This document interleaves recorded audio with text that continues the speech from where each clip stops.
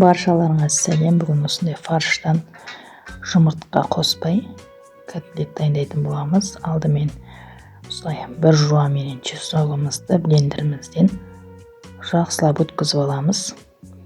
Езіп, мінекей езіп дайындап алдық. Енді осыны фарштан үстіне салып, алдын ала нанымызды жібітіп, суға жібітіп аламыз.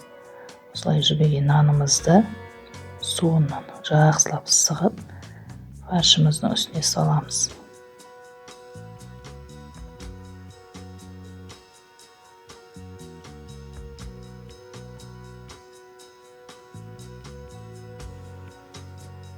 Мінекей осылай нанымыздың суын жақсылап сығып алды. Енді осының үстіне тұзымызды, кішкене қара бұршымызды салып, жақсылап араластырып алатын боламыз.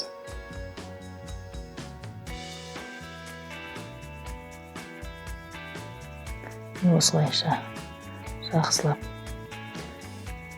фаршымызды жақсылап араластырып аламыз.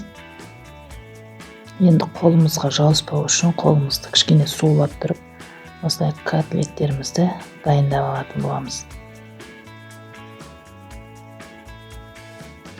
Неге дайын болған котлеттерімізді осылай кішкене табаға майымызды құйып, осылай пісіріп алатын боламыз.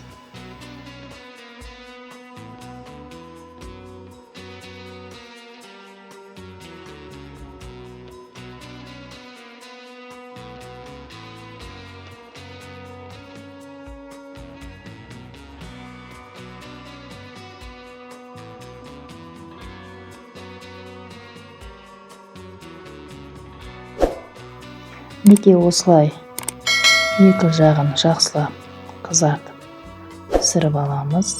Міне біздің котлеттеріміз дайын. Неге осылай жұмсақ, қатты майсыз дәмді котлетіміз дайын. Менің видеом ұнаса, маған тіркеліп, комментарий жазып кетіңіз. Менімен бірге видеоны соңына дейін көргендеріңізге рахмет.